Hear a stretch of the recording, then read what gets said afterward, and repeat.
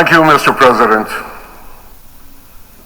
Ladies and gentlemen, over 3 millennia ago, our great leader Moses addressed the people of Israel as they were about to enter the Promised Land.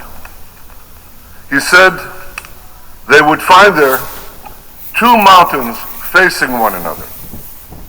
Mount Gerizim, the site on which a great blessing would be proclaimed, and Mount Ebal, the site of a great curse.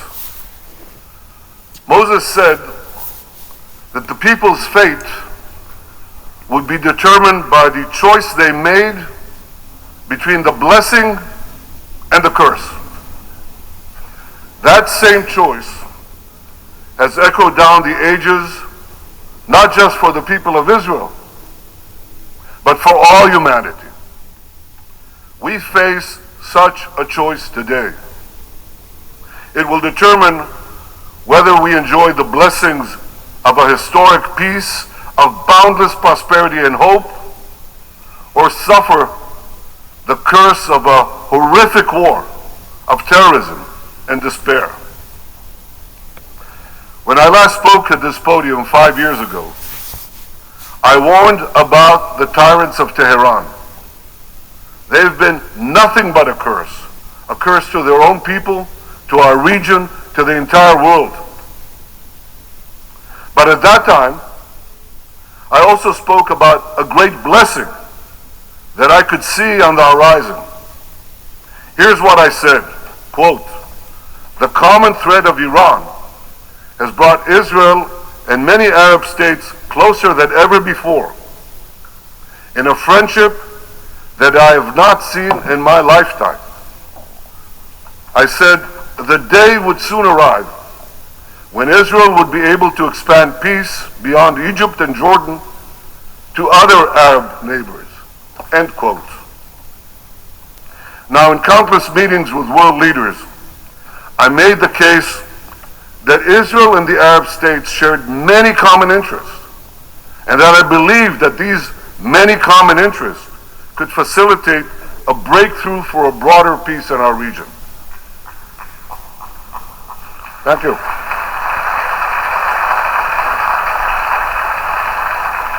Well, you applaud now, but at the time, many dismissed my optimism as wishful thinking. Their pessimism was based on a quarter century of good intentions and failed peacemaking. And why were these good intentions? Why did they always meet failure? Because they were based on one false idea, that unless we first concluded a peace agreement with the Palestinians, no other Arab state would normalize its relations with Israel. I've long sought to make peace with the Palestinians, but I also believe that we must not give the Palestinians a veto over new peace treaties with Arab states. The Palestinians could greatly benefit from a broader peace. They should be part of that process, but they should not have a veto over the process. And I also believe that making peace with more Arab states would actually increase the prospects of making peace between Israel and the Palestinians. See, the Palestinians are only 2% of the Arab world. As long as they believe that the other 90% will remain in a warlike state with Israel, that larger mass, that larger Arab world could eventually choke, dissolve, and destroy the Jewish state. So when the Palestinians see that most of the Arab world has reconciled itself to the Jewish state, they too will be more likely to abandon the fantasy of destroying Israel and finally embrace a path of genuine peace with it. Now, for years, my approach to peace was rejected by the so-called experts. Well, they were wrong. Under their approach, we didn't forge a single peace treaty for a quarter century. Yet in 2020, under the approach that I advocated, we tried something different. And in no time, we achieved an amazing breakthrough. We achieved 4 peace treaties working with the United States. Israel forged 4 peace treaties in 4 months with 4 Arab countries: the United Arab Emirates, Bahrain, Sudan, and Morocco. The Abraham Accords were a pivot of history. And today, we all see the blessings of those accords. Trade and investment with our new peace partners are booming. Our nations cooperate in commerce, energy, water, agriculture, medicine, climate, and many, many other fields. Close to 1 million Israelis have visited the United Arab Emirates in the past 3 years. Every day, Israelis save time and money by doing something they couldn't do for 70 years. They fly over the Arabian Peninsula to destinations in the Gulf, India, the Far East, Australia. The Abraham Accords ushered in another dramatic change. It brought Arabs and Jews closer together. We see it in the frequent Jewish weddings in Dubai, in the dedication of a Torah scroll in a synagogue in Bahrain, in the visitors flocking to the Museum of Moroccan Judaism in Casablanca. We see it in lessons that are given to Arab students about the Holocaust in the UAE. There's no question. The Abraham Accords heralded the dawn of a new age of peace. But I believe that we are at the cusp of an even more dramatic breakthrough, an historic peace between Israel and Saudi Arabia. Such a peace will go a long way to ending the Arab-Israeli conflict. It will encourage other Arab states to normalize their relations with Israel. It will enhance the prospects of peace with the Palestinians. It will encourage a broader reconciliation between Judaism and Islam, between Jerusalem and Mecca, between the descendants of Isaac and the descendants of Ishmael. All these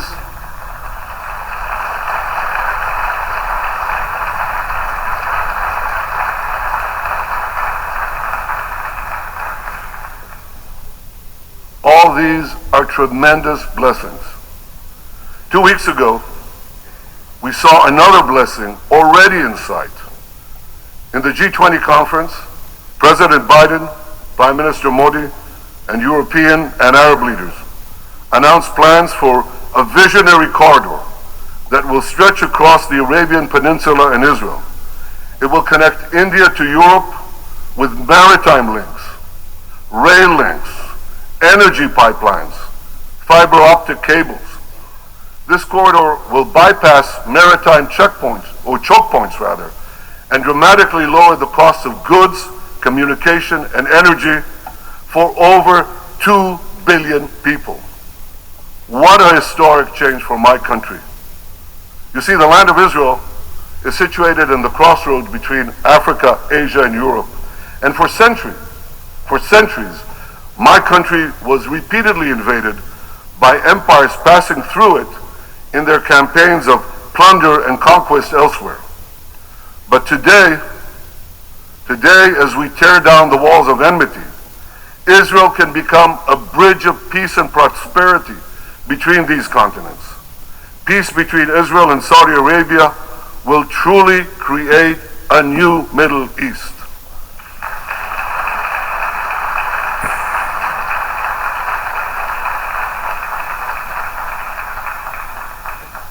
To understand the magnitude of the transformation that we seek to advance, let me show you a map of the Middle East in 1948, the year Israel was established.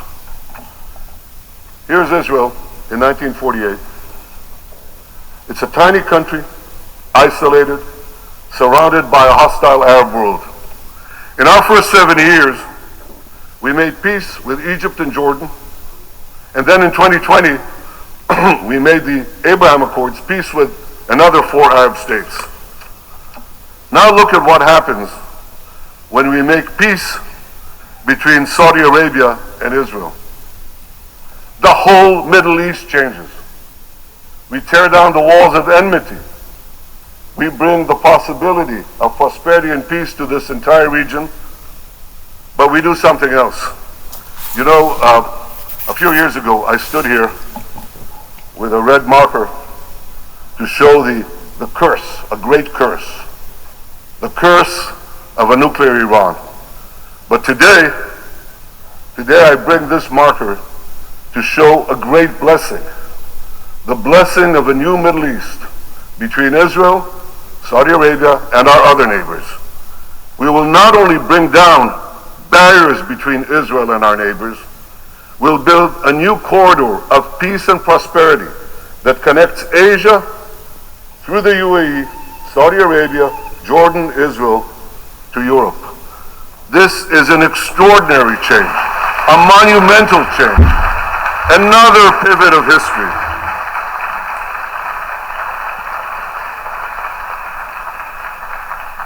Now, as the circle of peace expands, I believe that a real path towards a genuine peace with our Palestinian neighbors can finally be achieved.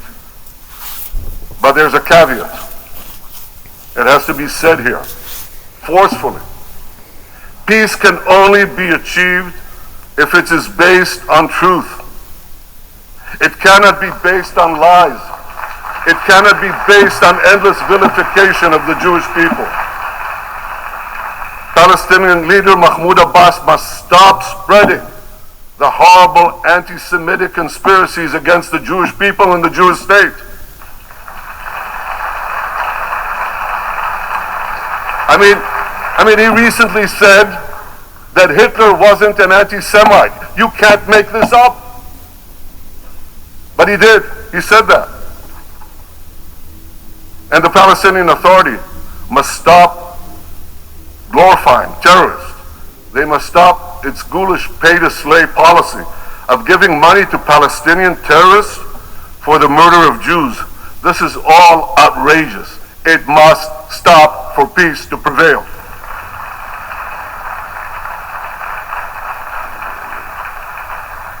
And anti-Semitism must be rejected wherever it appears, whether on the left or on the right, whether in the halls of universities or in the halls of the United Nations.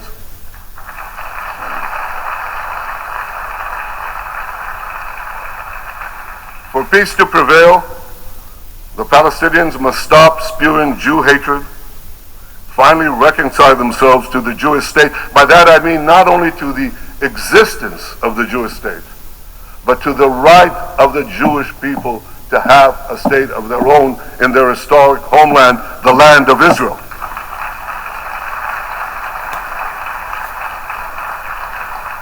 And let me tell you, the people of Israel yearn for such a peace. I yearn for such a peace. As a young soldier over half a century ago, my comrades and I in Israel's Special Forces faced mortal dangers on many fronts, on many battlefields. From the warm waters of the Suez Canal to the frozen slopes of Mount Hermon, from the banks of the Jordan River to the tarmac of Beirut Airport. These experiences and other experiences taught me the cost of war. A fellow soldier was killed next to me. Another died in my arms. I buried my older brother. Those who have personally suffered the curse of war can best appreciate the blessings of peace. Now, there are many hurdles on the path to peace. There are many hurdles on the extraordinary path to peace that I've just described. But I'm committed to doing everything I can to overcome these hurdles, to forge a better future for Israel and all of our peoples, all the peoples in our region. 2 days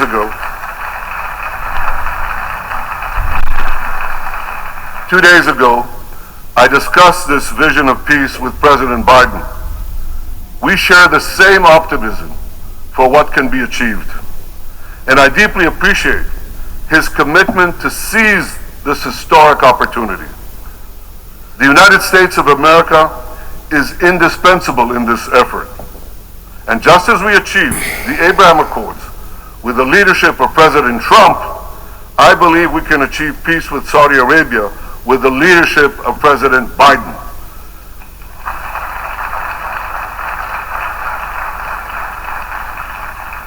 Working together with the leadership of Crown Prince Mohammed bin Salman, we can shape a future of great blessings for all our peoples.